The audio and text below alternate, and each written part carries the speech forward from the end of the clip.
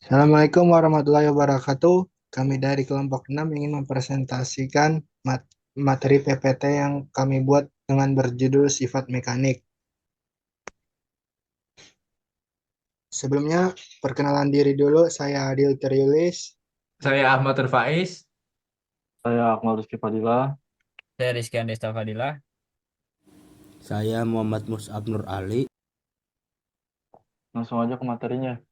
Oke, di sini ada uji sifat mekanik. Uji sifat mekanik adalah serangkaian tes yang dilakukan untuk mengetahui bagaimana suatu bahan bereaksi ketika diberikan gaya atau beban. Dengan kata lain, kita ingin mengetahui seberapa kuat, ulet, atau keras suatu bahan ketika digunakan dalam berbagai aplikasi. Next. Nilai sifat mekanik didapat dari pengujian standar. Yang pertama, kekuatan atau strength, kemampuan suatu bahan untuk menahan beban tanpa patah. Semakin tinggi kekuatan suatu bahan, semakin besar beban yang dapat ditahannya sebelum rusak. Yang kedua ada keuletan atau ductility, kemampuan suatu bahan untuk berubah bentuk secara permanen, plastis, tanpa patah ketika diberi gaya. Bahan yang ulet akan mudah dibentuk tanpa mudah retak. Yang ketiga ada kekakuan atau stiffness, kemampuan suatu bahan untuk menahan deformasi elastis, perubahan bentuk sementara yang kembali ke bentuk semula setelah beban dihilangkan. Bahan yang kaku akan sulit dideformasi. Yang keempat ada ketangguhan elastis atau resilience, yaitu kemampuan suatu bahan untuk menyerap energi ketika mengalami deformasi elastis dan melepaskannya kembali ketika beban dihilangkan. Yang kelima ada ketangguhan atau toughness, yaitu kemampuan suatu bahan untuk menyerap energi sebelum patah. Bahan yang tangguh akan sulit pecah atau retak.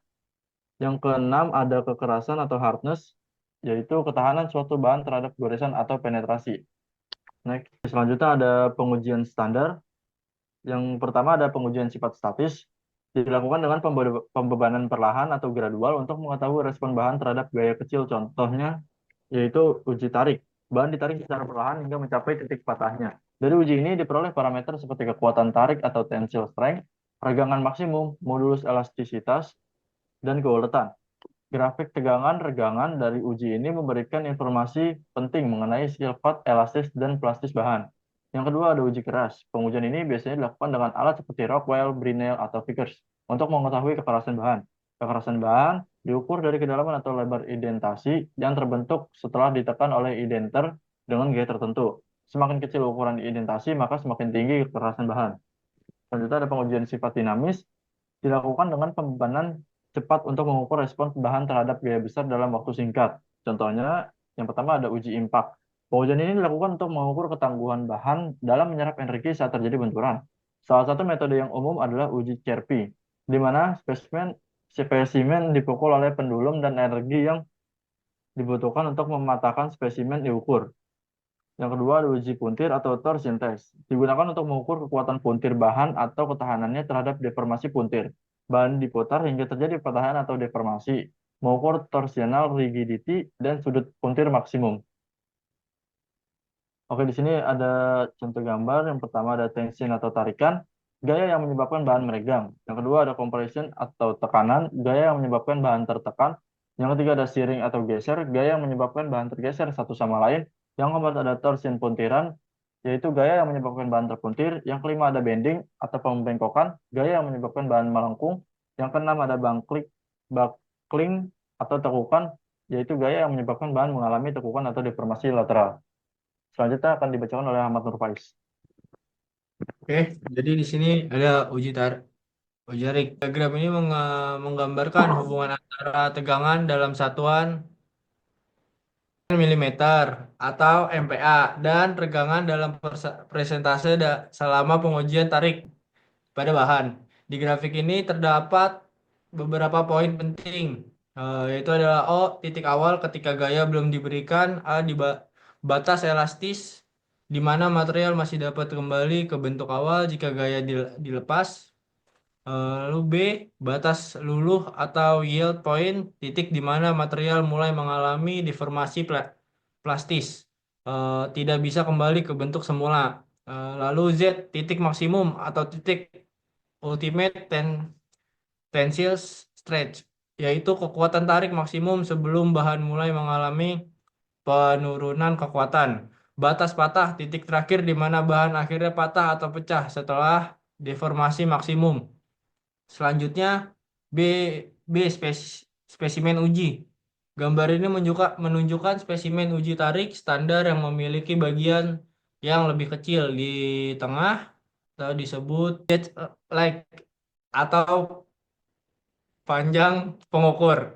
Spesimen ini ditarik hingga mencapai titik necking penyempitan di mana bahan mulai mengalami deformasi signifikan hingga patah. Next. Lalu ada C, diagram pengujian mesin. Ilustrasi ini menunjukkan pengaturan alat uji tarik dan posisi spesimen di antara dua grips atau penjepit. Penjepit menarik spesimen ke arah berlawan atau menghasilkan gaya tarik yang mengakibatkan spesimen meregang atau akhirnya patah. Next. Selanjutnya itu ada uji tarik getas. Uji tarik getas dilakukan pada material yang cenderung mudah pecah atau retak tanpa mengalami deformasi plastis yang signifikan sebelum patah. Material yang getas hanya mengalami sedikit perubahan bentuk sebelum patah. Yang kedua, uji tarik ulat. Uji tarik ulat dilakukan pada material yang dapat mengalami deformasi plastis yang cukup besar sebelum patah. Material yang ulat dapat mengalami perubahan bentuk yang signifikan sebelum patah. Ya, selanjutnya ada uji kekerasan material. Yaitu uji kekerasan material ini bertujuan untuk menentukan ketahanan material terhadap goresan atau deformasi akibat tekanan. Ada beberapa metode yang digunakan dalam uji kekerasan ini. Yaitu diantaranya yang pertama itu ada skala Mohs, yaitu mengukur kekerasan mineral dengan membandingkannya terhadap mineral standar. Mulai dari 1 yaitu talek yang paling lunak hingga 10 intan yang paling keras. Setiap angka di skala Mohs ini menunjukkan kemampuan mineral untuk menggores mineral yang lebih lunak. Biasanya digunakan untuk identifikasi mineral dalam geologi. Kedua yaitu ada rebound hardness, yaitu mengukur kekerasan berdasarkan energi pantulan benda uji yang dijatuhkan ke permukaan material. Kekerasan dihitung dari tinggi pantulan, material keras menghasilkan pantulan yang lebih tinggi. Biasanya ini digunakan untuk material besar yang sulit dipindahkan, misalnya dalam uji struktur logam di lokasi industri. Yang ketiga itu ada indentation hardness, yaitu menggunakan kekerasan berdasarkan kedalaman atau ukuran lekukan yang dihasilkan oleh identor atau alat tekan. Terdapat beberapa metode dalam kategori ini, yaitu pertama ada Brinell Hardness Test, kemudian ada Vickers Hardness Test, yang terakhir itu ada Rockwell Hardness Test. Ya, di sini ada Mohs. Jadi gambar di samping ini menampilkan skala kekerasan Mohs yang merupakan skala yang digunakan untuk mengukur kekerasan relatif mineral. Skala Mohs didasarkan pada kemampuan suatu mineral untuk menggores mineral lainnya. Berikut penjelasan mengenai setiap tingkat pada skala Mohs yang ditampilkan pada gambar. Yang pertama yaitu ada tingkat 1 yaitu talc dengan rumus kimia Mg3Si4O10 OH2 yaitu dengan tingkat kekerasan 1.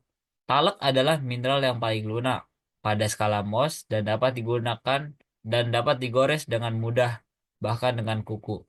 Lanjut ke tingkat yang selanjutnya yaitu tingkat kedua ada gypsum dengan rumus kimia CaSO4 2H2O dengan tingkat kekerasan yaitu 3. Gypsum sedikit lebih dari talc, tetapi masih sangat mudah digores bisa dengan kuku. Kemudian tingkat selanjutnya itu kalsit, rumus kimia CaCO3 dengan kekerasan 9.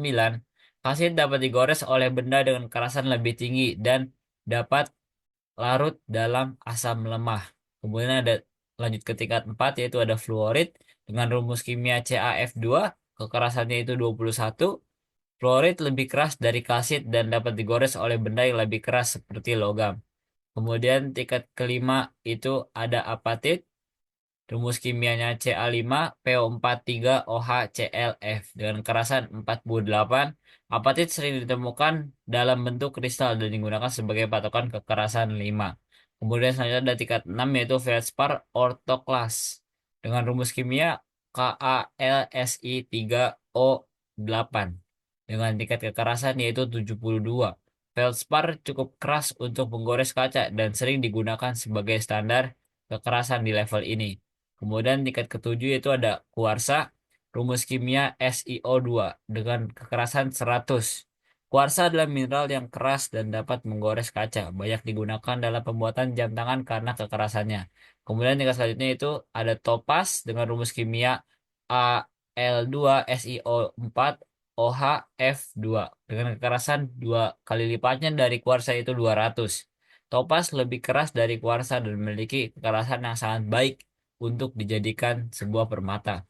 Kemudian tingkat selanjutnya yaitu tingkat 9 ada korundum dengan rumus kimia Al2O3 dengan kekerasan 400. Korundum termasuk mineral yang sangat keras dan digunakan dalam alat pemotong serta perhiasan seperti safir dan juga rubi. Kemudian tingkat yang paling keras yang terakhir itu ada tingkat 10 yaitu ada pada intan dengan rumus kimianya itu C dengan kekerasan yang berjumlah 1600. Intan adalah mineral yang paling keras yang ada di alam dan berada di puncak skala Mohs. Intan dapat menggores semua mineral lainnya. Selanjutnya itu MOS. Material MOS mengacu pada skala kekerasan yang digunakan untuk mengukur beberapa keras mineral. Skala ini terdiri dari 10 mineral, diurutkan dari yang paling lembut hingga yang paling keras. Setiap mineral dapat digunakan untuk menggores mineral yang lebih lembut, sehingga memberikan gambaran relatif tentang kekerasan. Tingkat kekerasan pada skala MOS. Yang pertama itu sangat lembut bisa digores dengan kuku. Nomor 2 gypsum. Masih lembut dapat digores dengan kuku, tetapi lebih sulit daripada talc. Nomor 3 yaitu kalkit, dapat digores dengan koin tembaga. Nomor 4 itu fluorid, dapat digores dengan pisau, baja, atau kaca. Nomor 5 itu apotit, dapat digores dengan alat pahat. Nomor 6 ortokles feldspar, yaitu bisa digores oleh kaca. Nomor 7 quartz, sangat keras, dapat menggores kaca dan bagian besar mineral lainnya.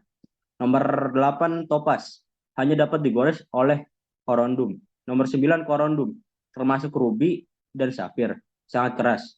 Nomor 10 diamond, mineral terkeras tidak dapat digores oleh mineral lainnya. Next. Selanjutnya itu ribbon. Material ribbon adalah metode pengujian kekerasan yang menggunakan alat skleroskop. Metode ini mengukur kekerasan bahan dengan cara menentukan seberapa tinggi pantulan dari sebuah bola atau titik berat yang dijatuhkan pada permukaan material yang diuji. Yang pertama, prinsip kerja skleroskop. Alat skleroskop. Skleroskop adalah alat yang terdiri dari tabung vertikal dan sebuah benda berat, biasanya dari baja, yang digantung pada pegas. Ketika benda tersebut dijatuhkan dari ketinggian tertentu, ia akan memantul kembali setelah mengenai permukaan material. Nomor 2, pengukuran pantulan. Tinggi pantulan diukur dari titik awal jatuh hingga titik tertinggi yang dicapai setelah pantulan. Semakin tinggi pantulan, semakin keras material tersebut. Nomor 3, hubungan antara tinggi pantulan dan kekerasan. Kekerasan dan pantulan. Material yang lebih keras akan menyebabkan benda berat memantul lebih tinggi. Sebaliknya, material yang lebih lembut akan menyerap lebih banyak energi dari jatuhnya benda tersebut, sehingga tinggi pantulan yang dicapai lebih rendah. Skala kekerasan. Skleroskop tidak memiliki skala kekerasan, tetap seperti skala Mohs. Namun nilai kekerasan dapat dihitung berdasarkan tinggi pantulan yang dihasilkan. Pengujian, persiapan. Siapkan permukaan material yang akan diuji. Pastikan permukaan datar dan bersih. Selanjutnya ada identasi. Yang pertama, Brinell adalah metode uji kekerasan yang digunakan untuk menentukan kekerasan suatu material, sering dituliskan sebagai HB, hardness Brinell. Dalam uji Brinell, bola baja atau karbida berdiameter tertentu ditekan ke permukaan material dengan beban yang konstan selama periode waktu tertentu. Brinell digunakan secara luas dalam pengujian material logam, terutama untuk material yang memiliki struktur butiran besar atau yang bersifat heterogen seperti besi car dan paduan logam. 2.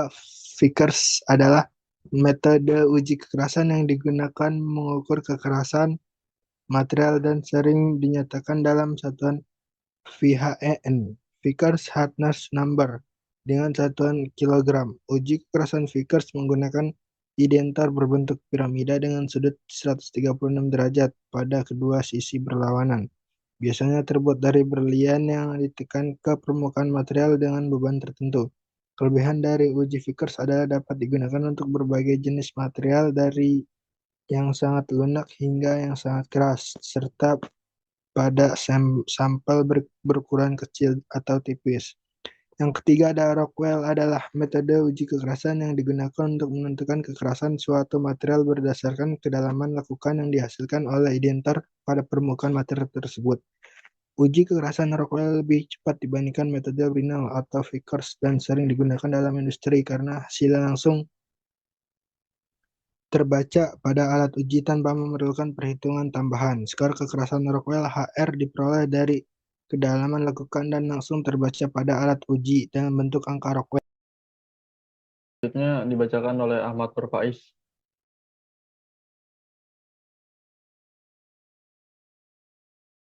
Oke,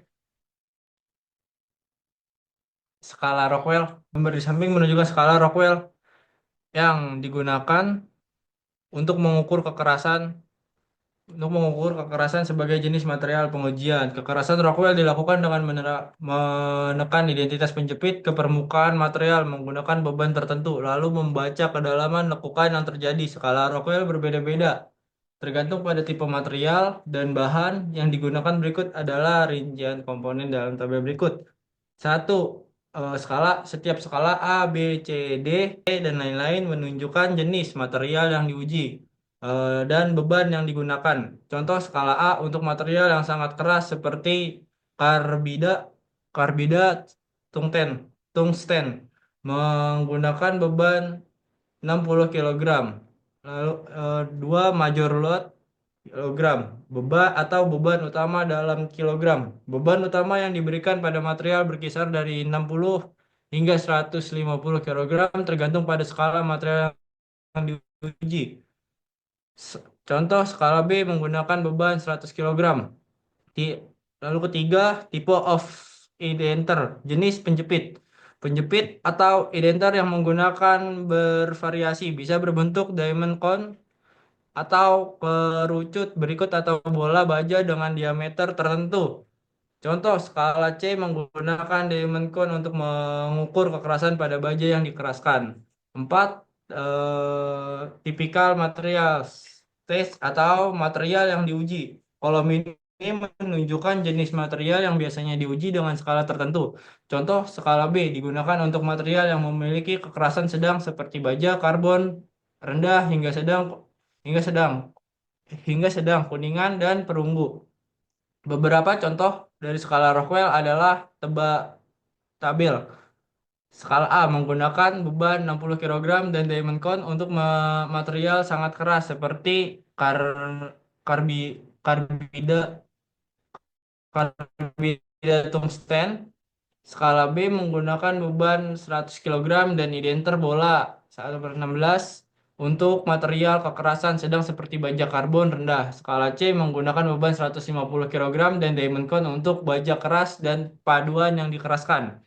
Secara keseluruhan, tebal ini menunjukkan bahwa skala Rockwell dipilih berdasarkan jenis material beban dan tipe indenter untuk mendapatkan hasil pengukuran kekerasan yang akurat. Next. Selanjutnya itu ada uji impak adalah sebuah pengujian mekanik yang digunakan untuk menentukan ketangguhan suatu material ketika diberikan beban secara tiba-tiba atau mendadak. Beban mendadak ini sering disebut sebagai beban impact. Secara umum diuji impact dilakukan dengan cara memukul spesimen uji benda dengan sebuah pendulum atau beban jatuh. Sekian presentasi dari kelompok kami. Kami ucapkan terima kasih. Wassalamualaikum warahmatullahi wabarakatuh.